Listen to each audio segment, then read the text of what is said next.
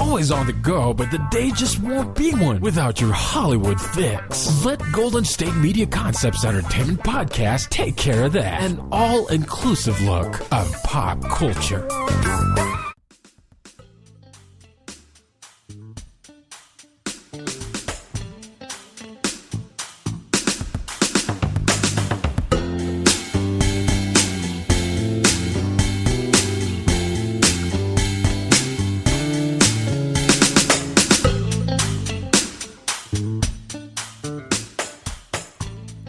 Hello and welcome to the GSMC Entertainment Podcast, brought to you by the GSMC Podcast Network.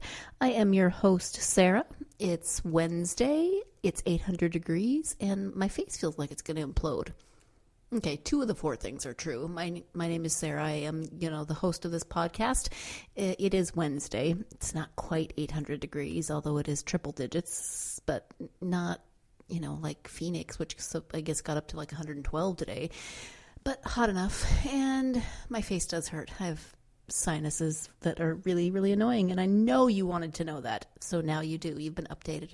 At least I sound a little better than I did on the last episode, so I take that as positive movement forward in terms of allergies. It's moved from my throat to my sinuses, maybe?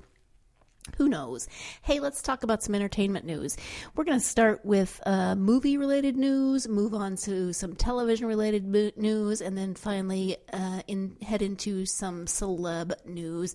And, of course, there's a little bit of crossover in all those categories. But we'll start with movie news. And movie news first about the new Lion King movie, which is coming out. What are they calling it? It's not exactly live action. It's more CGI, but I'm sure there's a word for it.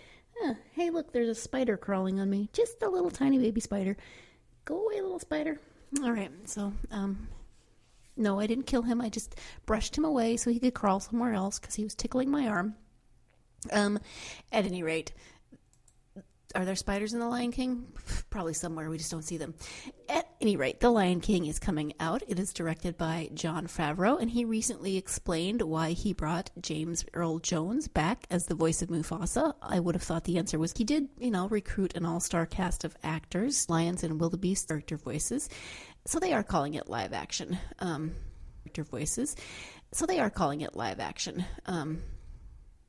Although I really don't think you can get lions and wildebeests and hyenas to do exactly what you tell them to do and then sing. But okay, that's just me. Okay, live action remake. Donald Glover is in it, Beyonce is in it, Seth Rogen, and so they did replace the original cast, of course, because Matthew Broderick, Moira Kelly, Ernie Sabella were in that original 1994 film, but they did bring back James Earl Jones as the voice of Mufasa. And so Jon Favreau explained, I see it as carrying the legacy across. Just hearing him say the lines is really moving and surreal. The legacy of The Lion King, of course, is a heavy one. The original film represents the zenith of Disney's Renaissance and remains one of the studio's most iconic movies. The fact that it is being remade in and of itself continues the legacy of that movie in a way, but Jon Favreau wanted to have an even greater connection between the two and brought James Earl Jones back to carry that legacy across. So the baton is not so much being passed as James Earl Jones just gets to run another race with a whole new team. And although Jon Favreau doesn't say it, if there is one voice that couldn't be replaced, you would have to think it would be James Earl Jones, right? I mean, his voice is so easily recognizable, and it's he's Darth Vader, he's Mufasa, he's amazing. He could narrate my life and I'd be perfectly happy. My life is boring, but hey, maybe it'd be more exciting if James Earl Jones was narrating it. But of course, he was the natural choice to carry that legacy forward and to kind of bridge those 2 movies so that a new generation can see this movie if they haven't watched the original. I am excited that James Earl Jones is coming back because I love him. I've grown up with him in various things, and I just love him. But James Earl Jones is older. I mean, it has been quite a long time since the first movie came out in 1994, and his voice isn't exactly the same as it used to be. So Jon Favreau went on to explain the timbre of his voice has changed. That served the role well because he sounds like a king who's ruled for a long time. Makes sense. I'm excited for the new movie. I'm definitely excited that James Earl Jones is coming back in the role of Mufasa. How about you? Are you excited about the movie? Are you excited about the cast? It does have a pretty all-star cast, and I am pretty attached to the first one. I mean, I've got all of those lines and those voices in my head. It will be a little weird to try and to hear other people voicing those iconic roles, but the one very, very, very well-known voice will still be the same. I'm cool with that. In other news, Star Trek is the new Star Trek is being directed by Quentin Tarantino, and he wants the Star Trek film to be R-rated. This probably doesn't surprise anyone because it is Quentin Tarantino after all, and he is known for movies that are chock full of violence and swear words, and it's an interesting choice, at least in my opinion, for him to direct a movie like Star Trek. Speaking of iconic, it is pretty darn iconic. He says that he is moving forward with the Star Trek film, and he does want it to be R-rated. He says it will be filled with swear words. Oh, yeah, okay, that's very, very Tarantino, but it's not very Star Trek. They aren't big swearers. I mean, first it was on network television, but even in the movies, they've never really crossed that line. It's an R-rated movie. If I do it, it'll be R-rated, Quentin told Empire. He added, "There's a script that exists for it now. I need to weigh in on it, but I haven't been able to do that yet." Right now, he is just focusing on his upcoming film, Once Upon a Time in Hollywood. But I don't know. I talked to somebody who said, heck yeah, I'll watch an R-rated Star Trek film. And I can see where that would be appealing for some to kind of modernize it isn't the right word, but give it more of an edge, maybe. Not me, though. Not me. I like that it's a little more innocent, a little less vulgar. And I don't know how I feel about Quentin Tarantino directing it. I'm not denying the fact that he's an extremely talented director, but maybe not my first or best choice for a movie like Star Trek. We'll see. I could be proven completely wrong. I could see it and be absolutely blown away. We'll just have to wait and see when the movie comes out. I mean, it hasn't even started filming or anything, so it could be a very long time, or it may not happen, or it could change completely between now and then. You never know. Anyway, we're going to move into television now, away from movies, and move on to some Walking Dead news. No spoilers, although Fear the Walking Dead is in its new season. I think we're, 2 episodes into that new season? But there have been some stars from The Walking Dead who have been submitted for Emmy Awards. This is not surprising. Of course, there have been stars from The Walking Dead who've been submitted for Emmys. I think it happens every season. But they might actually earn the first Emmy Award for acting between the entire ensemble and its 9 seasons so far. Wow, not one Emmy for acting in the entire 9 seasons for the entire ensemble. That is crazy. But Andrew Lincoln and Lauren Cohan have both been submitted for consideration once again, this time in a different category. Lincoln and Cohan have been submitted for considering in the guest star category, given that both cast members only appeared in 5 episodes for the most recent season. Neither have won an Emmy Award to date. Meanwhile, series regulars Norman Reedus, Melissa McBride, Denai Guerrera, Jeffrey Dean Morgan, and Samantha Morton have been submitted for consideration. No actor from AMC's Walking Dead series has been recognized at the Emmys, but Morgan has won a critics... I like how they call him Morgan. Morgan has won... Oh, sorry, Jeffrey Dean Morgan. I immediately went to Morgan, the actor. I mean, the character. Sorry, Jeffrey Dean Morgan has won a Critics' Choice Award for his role as Negan, which he is amazing at. Reedus and Morgan were submitted for Best Drama Supporting Actor. McBride, Guerrera, and Morton were submitted for Best Drama Supporting Actress. Lincoln was submitted for Best Drama Guest Actor in episode 9 Season 9, Episode 5. Cohen was submitted for that same episode for Best Drama Guest Actor. We wish them all the luck. Hopefully someone will actually win an Emmy. I mean, that show is crazy on so many levels, but the acting can be pretty amazing from so many of those cast members. And Cohan and Reedus have previously opened up about their most challenging scenes on The Walking Dead from a performance perspective, offering up some insight on some of their most compelling performances. Cohan said at San Diego Comic Con in 2008, "I think for me the most challenging was Glenn dying because it was so long. You do whole episodes where you finish the season. It came back the next season in that same emotional state. And so in a lot of ways, you didn't really wind down in between time. And to kind of hold the space of that terror, and as actors and as people to hold the secret, which is simultaneously one of the greatest gifts of the show, I mean, for us all. I know it's when Maggie is in such pain when that's happening, and the shock and the physical, emotional, and the whole thing.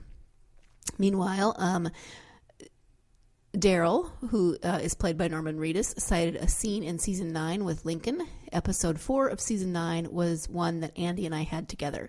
It was effing epic, but it was really well written. He said he referenced the episode in which Daryl and Lincoln's Rick Grimes found themselves together in a pit fighting each other. Yes, I remember that one. We worked on it and we really fine-tuned it and got it to a place where it became sort of effortless. And it could have gone in so many different directions, but I think both of us are really proud of that. At any rate, how do you feel about The Walking Dead? Are you excited about the prospect of maybe them winning a first Emmy Award for acting? I think it would be well deserved. Any of those who are nominated would be well deserving of the honor. Samantha Morton is just creepy as heck. But we are going to take our first break of the podcast. When we come back, some more television news and then celebrity news. So stay tuned. You're listening to the GSMC Entertainment Podcast, and I will be right back. Want to find out what movies to go see? Then check out the GSMC Movie Podcast. It's your ticket to the latest movies, whether it's a new blockbuster event, romantic, comedy, or action flick. This show has got it all covered. They talk some what to go see now. Don't bother. What's hot on Netflix and everything in between. That's GSMCpodcast.com/movie-podcast. When it's all about the movies, it has to be this new show. Don't forget to like them on Facebook and follow them on Twitter. Visit GSMCpodcast.com for more info.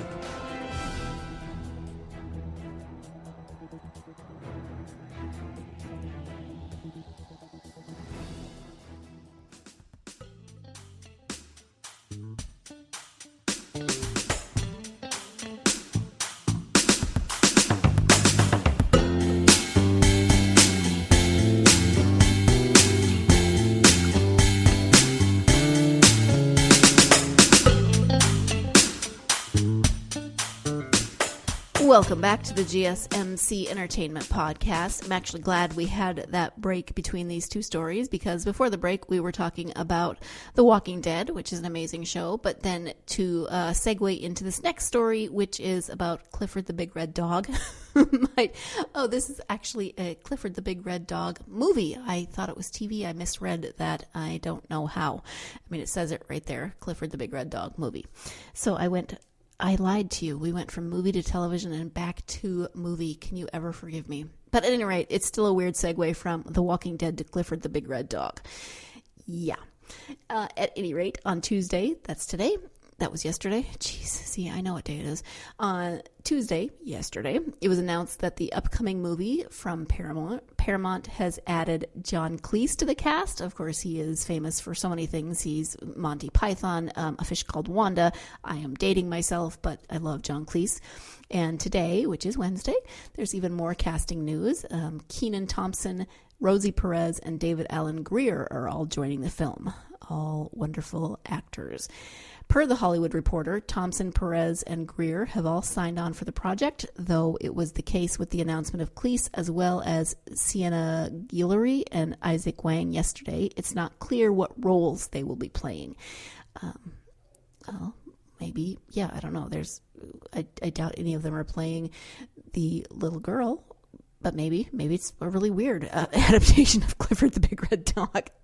The movie is directed by Walt Becker, and it will draw inspiration from the Norman Bridwell books of the same name, which follow a giant dog and his owner, Emily Elizabeth. The movie will see Emily, played by Darby Camp, so none of those actors, struggling to fit in both at home and at school. That all changes when she finds a small red puppy who she believes is destined to become her best friend. What she doesn't see coming, however, is Clifford's massive growth spurt, taking the little red pup and turning him into an enormous canine. The sudden change attracts the attention of a genetics company, forcing Emily and her Uncle Casey, oh, there's an Uncle Casey, wonder what happened to her parents, who is played by Jack Whitehall, to go on the run with Clifford through New York City. Interesting. The film, whose screenplay is being penned by writing duos Jay Sherrick and David Ron and Annie Momolo and Stan Shervin, is set to begin shooting in New York next month. Jordan Kerner and Scholastic Entertainment's Lo Lucchesi are producing. This is just the latest Clifford offering to bring the classic character to life for a new audience. Amazon Prime and PBS Kids are also developing a new television series based on this, which is exciting. There was a series before on PBS that I very much enjoyed. I don't remember who else was in it, but John Ritter was the voice of Clifford, and it's always nice to revisit those episodes and hear John Ritter's voice. So, what do you think about the story? If you're a fan of Clifford the Big Red Dog, if you grew up reading Clifford the Big Red Dog books, as I did, what do you think of this? Well, for me personally, I want to know where Emily Elizabeth's parents are and why she's hanging out with her uncle. Or maybe they stay home while he and she flee with Clifford. And how do you flee with a dog that big? I mean, he's bigger than a house. It's not exactly easy to hide a dog that big unless they're not going to make him quite as big as he is in the book. But yeah, I'm interested to see how the casting is going, who's going to be playing whom. I mean, we know who Emily Elizabeth and her uncle are, but now we have these other names who have been added to the cast, and we don't know where they will fit. And maybe they're the villains, maybe they're the good guys, maybe one of them is the voice of Clifford, maybe Clifford doesn't talk. I don't know. We're just going to have to wait and see. All right, speaking of waiting and seeing, that had nothing to do with anything. We're just moving on to the next story, which is a television. It is television. I didn't get this one confused. It is that Don Cheadle, Emily Mortimer, and Helena Howard are set to star in the sci-fi drama series Don't Look Deeper. I love both Emily Mortimer. I really love Don Cheadle. And not sure if I know who Helena Howard is, but we'll see. So Don Cheadle, as I said, Emily Mortimer, and Helena Howard are set to star in Don't Look Deeper, a sci-fi drama series for Jeffrey Katzenberg and Meg Whitman's short-form video platform Quibi. The series is a co-production between Newform, a Whistle-owned company, and Doug Liman's 30 Ninjas for Quibi. Catherine Hardwicke is attached to direct and executive produce. It is co-written by Lost co-creator Jeffrey Lieber. Oh dear, it could be very weird. It's sci-fi, of course it'll be a little weird. He's also the showrunner, and it's so the other co-writer is Charlie McDonald, and Don't Look Deeper is set in Merced, California, 15 minutes into the future. Well, 15 minutes into the future, 15 minutes from now isn't the future. That's good. That's an interesting premise right there.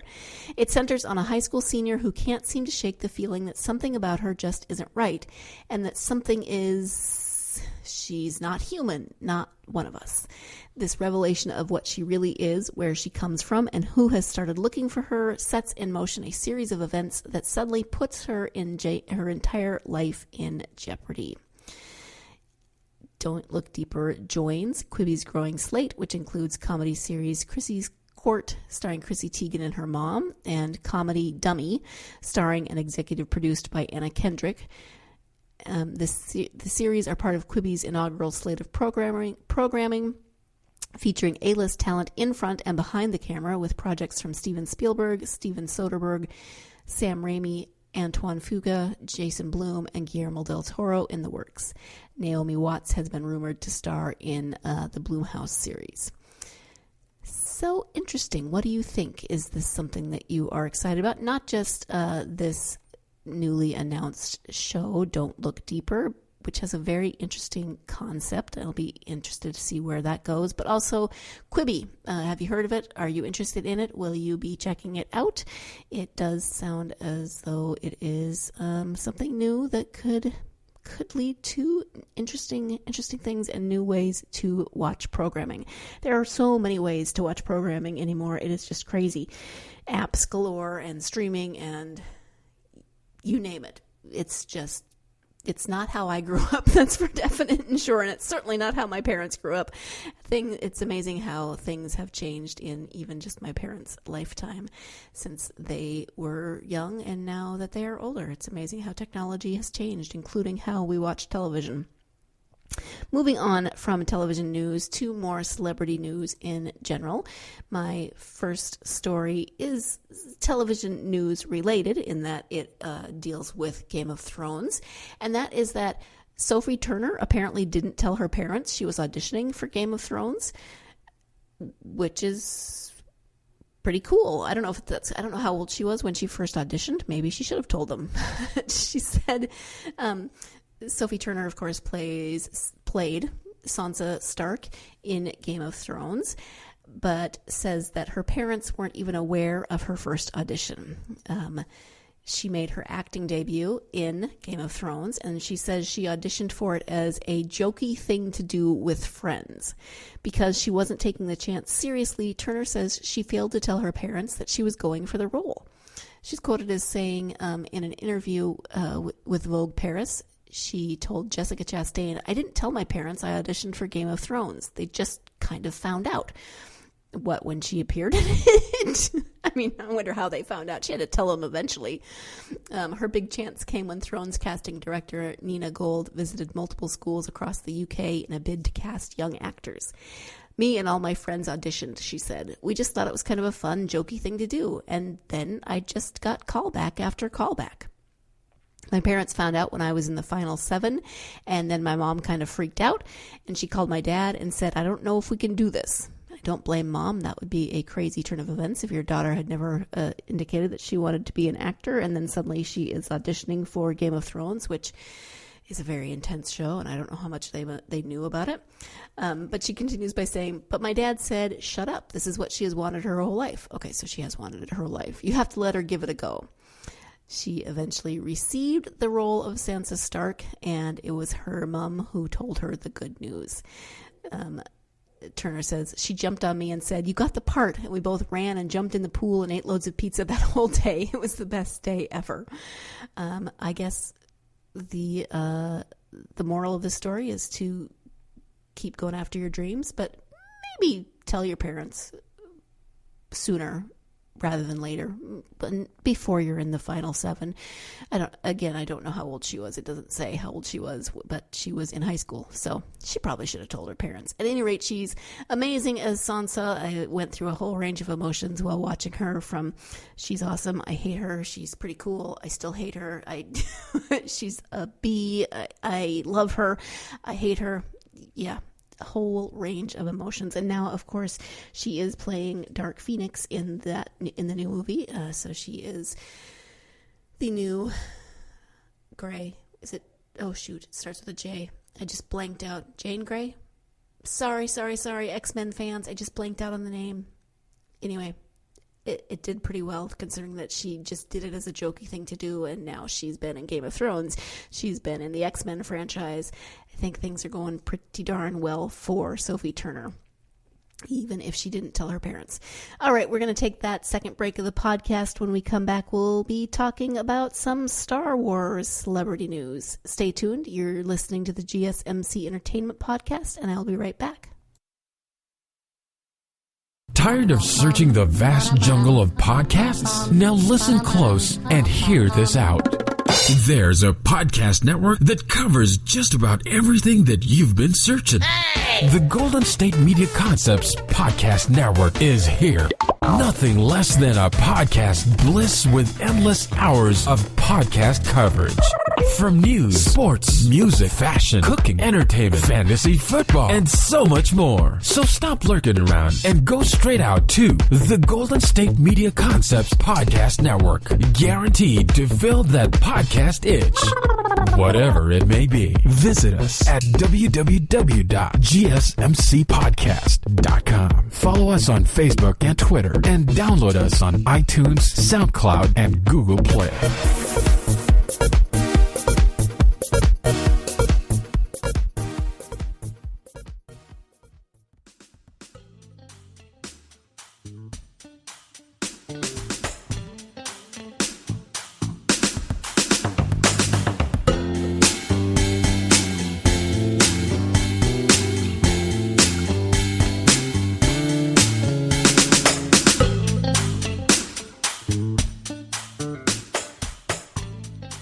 Welcome back to the GSMC Entertainment Podcast. We are into the celebrity portion of our news, and we are going now to a story about Mark Hamill, who, of course, stars in Star Wars as Luke Skywalker. Huge part of my childhood, I have to say, although I was always more of a Han fan than a Luke fan, but still, huge part of my childhood.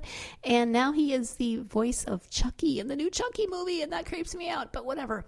It turns out that Mark Hamill has clarified rumors of his living situation before being cast as Luke. He often answers fan questions on social media, and on some occasions he even clears up rumors surrounding the history of Star Wars, which is something he took the time to do on Twitter earlier today. One of the creators earlier today, yes, that is the 12th, that is today. One of the characters of Inside Star Wars, a podcast about the epic franchise, tweeted about how Hamill was sleeping on a buddy's couch when he landed the role of Luke. Oh, he was couch surfing. However, Hamill wanted to make a few things clear, and so he tweeted, "This makes me sound homeless. I had a one-bedroom house on the beach in Malibu at the time. Never had a roommate. Robert Englund did tell me about the part, but so did several others. When I told my agent, she had already set up a joint meeting with De Palma and Lucas for Carrie/SW Star Wars, of course." So the original tweet was, "Today's episode of Inside Star Wars. Carrie Fisher wins the role of a lifetime. Harrison Ford takes a week to make a door. And Hamill himself is sleeping on a buddy's couch. The Force is with them all. Listen, Inside Star Wars." So, he says, "This does make me sound homeless."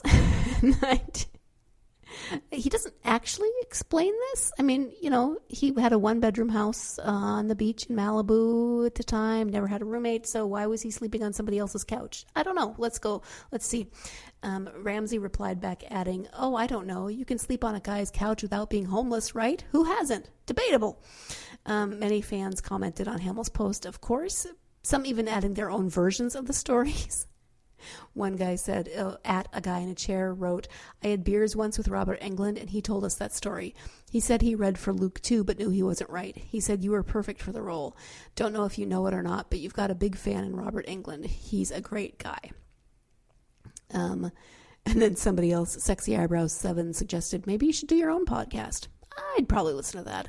I am very happy that Mark Hamill is getting to have this sort of resurgence in doing Luke and doing other work and just being in the news a lot. He seems like he's kind of a down-to-earth, funny, likable guy, so I don't mind when he pops up on my social media news feeds. He's usually got something interesting to say. In other sort of Star Wars news, sort of Harry Potter news, Emma Thompson has said that she would very much like to be in Star Wars. She, of course, is maybe best known, well, I don't know what she's best known for. She's starred in various adaptations of Shakespeare's plays. She's starred in a lot of things. She was Professor Trelawney in Harry Potter, which she was hilarious in. She is in the new show Late Night with Mindy Kaling. She's been in the Men in Black series, but she still wishes that she could be in a Star Wars movie, and even joked about the role that she'd gladly accepted. She recently shared this with Wired. She said, "My agent actually said to the last people who were making the last Star Wars," I get confused because there's obviously so many spin-offy things, and they said, "Well, she'd be really interested in being in Star Wars because I actually really like Star Wars," and they said no. I'm not in Star Wars because they don't want me to be in Star Wars. Oh, come on. Somebody cast Professor Trelawney in Star Wars. I love her. She's awesome. As far as who she would play, the actress sounds open to taking on any role, no matter how small or how bizarre. Thompson's co-star in the upcoming Late Night, Mindy Kaling, claimed that she would make for a good mentor character, but Thompson has another idea in mind. She joked, "I could be Jabba the Hutt's handmaiden because he's fun. It would be fun to be weird. I could squeeze those frogs for him." See, I love her. What's not to love? Were Thompson to somehow join the galaxy far, far away, she wouldn't, of course, be the first from the Harry Potter franchise to have appeared in Star Wars. Jason Isaacs, who is Lucius Malfoy, has been in Star Wars as a Grand Inquisitor. Domhnall Gleeson, who played Bill Weasley in Harry Potter, also plays General Hux in the sequel trilogy. The biggest connection between the two franchises, of course, would be Warwick Davis, who was originally Wicket, the Ewok, in Return of the Jedi, but now I think he's in all of them. He's sort of their good luck charm or something, but he plays a bunch of different characters in Star Wars. It's almost like Where's Waldo? You have to look and see if you can find Warwick Davis. He's also been in the Harry Potter franchise. He played both Professor Flitwick as well as Griphook the Goblin at Gringotts. Griphook, Goblin, Gringotts. Anyway, what do you think about Emma Thompson in Star Wars? I have nothing against it. Somebody cast her. Make it so. I need to get out more, don't I? It's okay. In other Harry Potter news, some of the cast, speaking of Warwick Davis, some of the cast reunited to open the new Hagrid ride in Orlando. Looks like, star Rupert Grint, who plays Ron Weasley, Tom Felton, who plays Draco Malfoy, Warwick Davis is there, and the actress who plays Luna, I'll come across her name in a second. It is Ivana Lynch, thank you. Warwick Davis, as I mentioned, who was Griphook and Professor Flitwick.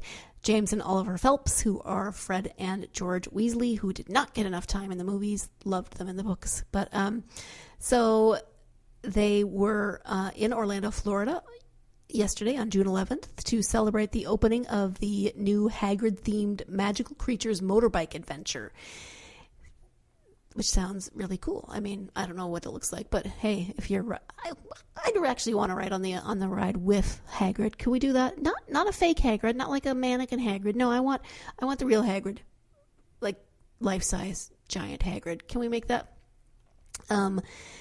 They, of course, took pictures and posted them on social media. It looks like they were having a lot of fun.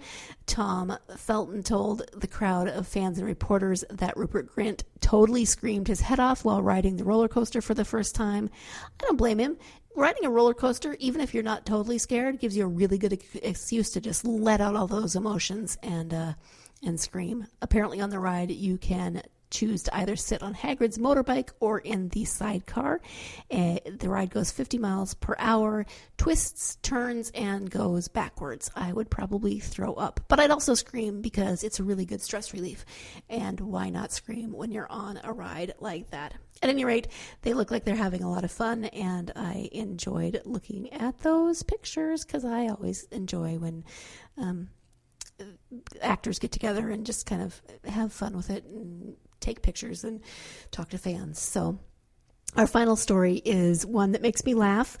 You may have heard that on Sunday, Justin Bieber tweeted that he called out Tom Cruise for a fight in the Octagon. We know it's in the Octagon because he tagged Dana White, who is the president of the UFC, and nobody is quite sure why this happened, but my favorite part of the story is that then this, of course, inspired other people to call other people out. This isn't the first time that there have been celebrity call-outs in terms of this, but Brent Spiner, who played Data on Star Trek The New Generation, called out Angela Lansbury. If you're not of a certain age, you probably don't even know who Angela Lansbury is. She was Jessica Fletcher in a series called Murder, She Wrote. She's the voice of Mrs. Potts in Beauty and the Beast. She did a lot of Disney movies decades ago. She's an elderly English lady now. I don't know how old she is. Maybe she's in her 70s or 80s even. I'm not sure. But Dick Van Dyke, who was in just about everything, but Mary Poppins was what comes to my mind first. He stepped in to say no, he would take Angela Lansbury's place and fight Brent Spiner. No, I would. Would I pay money for that? No, I don't want them to fight. I love them both, but I love Dick Van Dyke. But it's random. Okay, so Justin Bieber is 25. Tom Cruise is 56. He said he doesn't actually want to fight Tom Cruise. He opened up about that post that he shared on Twitter where he challenged Tom to an MMA fight. He was quick to say that it was all a joke. Today he said it was all a joke. When the paparazzi asked about whether or not the wild challenge was real, Bieber said, he just smiled and said, "Nah, I was just playing." Well, maybe he was, maybe he wasn't, but he did put it out there. You know, it's in the Twitterverse. Clearly, it's true. That was sarcasm, people. Let me just point that out. He has confirmed that he doesn't know Tom Cruise.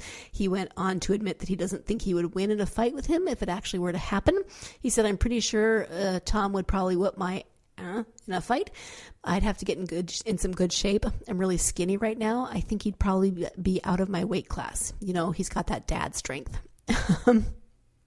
He revealed that he only posted the fight challenge after watching an interview with Tom because it was a random funny thought that popped into his head. "I just do that sometimes," he explained. Well, okay. That's hilarious, but and you know, whatever keeps you in social media. He does look really skinny lately. I don't know what's going on. He occasionally, when I see pictures of him, he looks kind of homeless. Not really homeless, not like, but he's really scruffy. His wife's cute though. Fiance? I don't know what she is. Sometimes it says wife, sometimes it doesn't say wife. I can't keep up with Justin Bieber. I should probably do more research. I do host an entertainment podcast. At any rate, on that note, the note of Justin Bieber not fighting Tom Cruise and Brent Spiner most likely not fighting Dick Van Dyke, we're going to wrap this episode up. Please join me again on Sunday for another episode of the GSMC Entertainment News Podcast. Have a great rest of your week. You've been listening to the Golden State Media Concepts Entertainment Podcast, part of the Golden State Media Concepts Podcast Network. You can find this show and others like it at www.gsmcpodcast.com. Download our podcast on iTunes, Stitcher, SoundCloud, and Google Play. Just type in GSMC to find all the shows from the Golden State Media Concepts Podcast Network. From movies to music, from sports to entertainment, and even weird news. You can also follow us on Twitter and on Facebook. Thank you, and we hope you have enjoyed today's program.